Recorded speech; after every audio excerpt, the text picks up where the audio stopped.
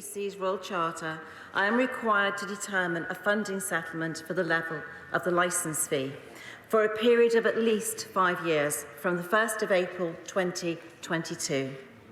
I am legally required to make my determination as far in advance of April as possible.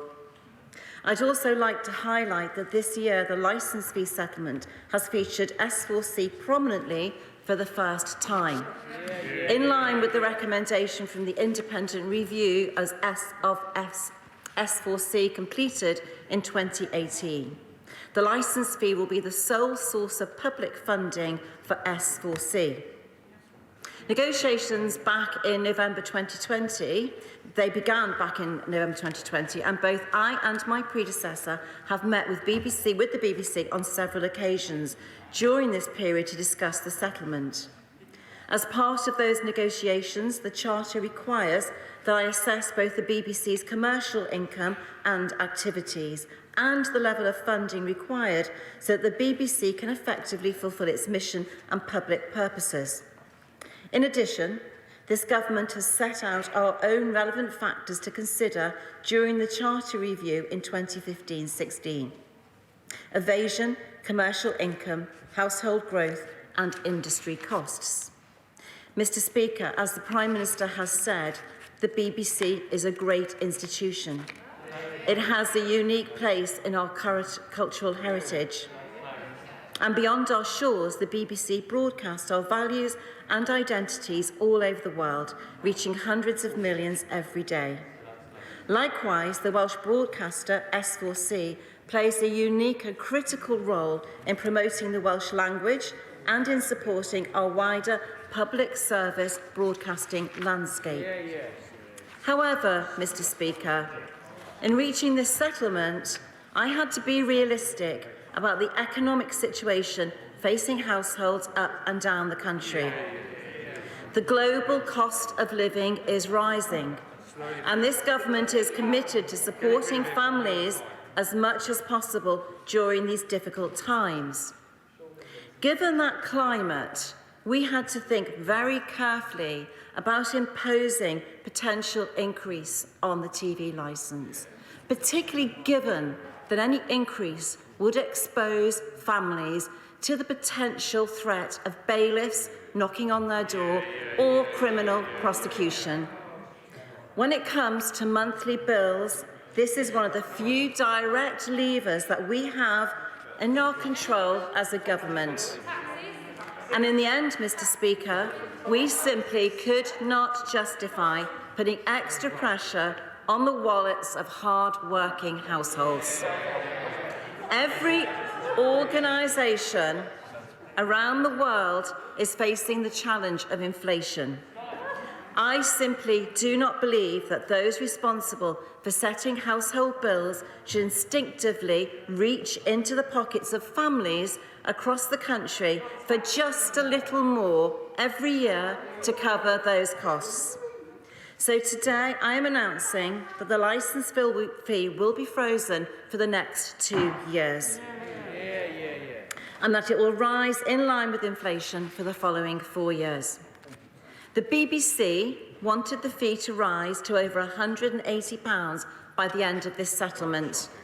Instead, it will remain fixed at £159 until April 2024.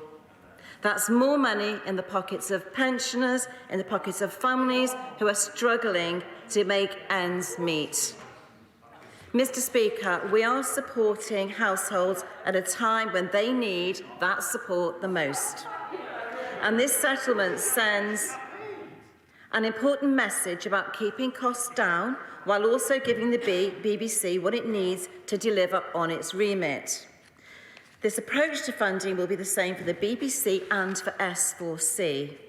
However, I can also announce that S4C will receive an additional £7.5 million per annum in funding from 2022 to support the development of their digital offering.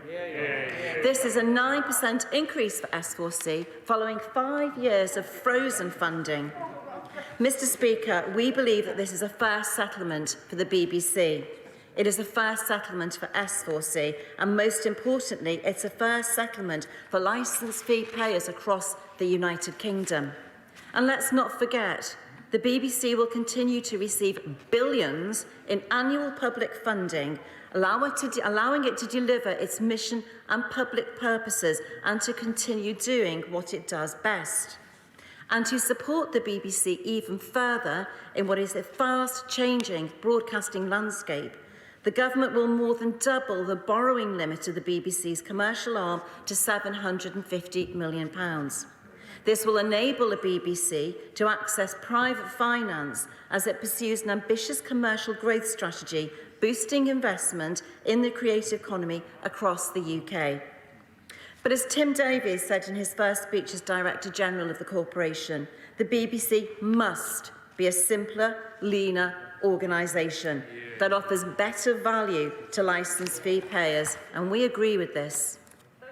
Ultimately, the settlement strikes the right balance between protecting households and allowing broadcasters to deliver their vital public responsibilities, whilst also encouraging them to make further savings and efficiencies. Mr. Speaker, the licence fee settlement is only one step in our roadmap for reform of the BBC.